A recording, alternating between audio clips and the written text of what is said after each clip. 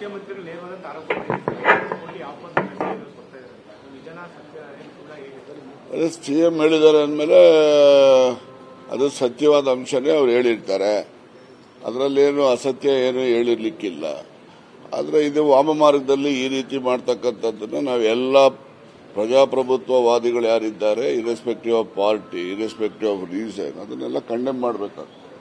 ಪ್ರಜಾಪ್ರಭುತ್ವ ವ್ಯವಸ್ಥೆಯಲ್ಲಿ 136 ಜನ ಶಾಸಕರಿದ್ರೆ ದೇವೇಗೌಡರು ನಾನು ಸರ್ಕಾರ ಬೀಳಿಸ್ತೀನಿ ಅಂತ ಹೇಳಿದ್ರೆ ಅದು ಸಂವಿಧಾನಕ್ಕೆ ಮಾಡ್ತಕ್ಕಂಥ ಅಪಚಾರ, ಸಂವಿಧಾನ ರಚನೆ ಮಾಡಿದ ಅಂಬೇಡ್ಕರ್ಗೆ ಮಾಡಿದಂಥ ಅಪಚಾರ ಅಂತೇಳಿ ನಾವೆಲ್ಲ ತಿಳ್ಕೋಬೇಕಾಗ್ತದೆ.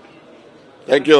ಸರ್, ಧನೀರ್ ಅವರ ಸ್ಟೇಟ್ಮೆಂಟ್ ವಿಚಾರ ಸಂಬಂಧಪಟ್ಟಂತೆ 3 ಬೈ ಎಲೆಕ್ಷನ್ ಮೇಲೆ ತುಂಬಾ ದೊಡ್ಡಮಟ್ಟದ ಪರಿಣಾಮ ಬೀರುತ್ತೆ ಅಂತ ಹೇಳಿ ಕೆಲ ಶಾಸಕರು ಅದು ಎಲ್ಲ 23 ಕೌಂಟಿಂಗ್ ಆಗುತ್ತಲ್ಲ, ಅವತ್ತು ಗೊತ್ತಾಗ್ತದೆ. ಅಲ್ಲಪ್ಪ, ಅದು 23 ತೀರ್ಮಾನ ಆಗ್ತದೆ. Thank you. ನಾವೇ ನೋಡ್ರಿ, ಅದು ಅವರವ್ರ ವೈಯಕ್ತಿಕ ರೀ. ಸುಮ್ಮನೆ ವೈಯಕ್ತಿಕ ಅಭಿಪ್ರಾಯಗಳನ್ನ ತಗೊಂಡ್ಬಂದಿವಿ. ಜನರಲ್ ಈಗ ಸಿದ್ದರಾಮಯ್ಯನವ್ರ ಸರ್ಕಾರ ಅವ್ರನ್ನ ಬೀಳಿಸ್ತೀನಿ ಮಾಡ್ತೀನಿ ಅಂತ ಹೇಳಿ ದೇವೇಗೌಡರು ಹೇಳ್ತಾರಲ್ಲ, ಅದನ್ನ ನೀವು ಯಾರು ಪ್ರಶ್ನೆ ಮಾಡೋದಿಲ್ಲ. ಬರೀ ಜಮೀರನ್ ಬಿಟ್ರೆ ಯಾರು ಗತಿ ಇಲ್ವಾ ನಿಮ್ಗೆ ಕೇಳಕ್ಕೆ? Thank you.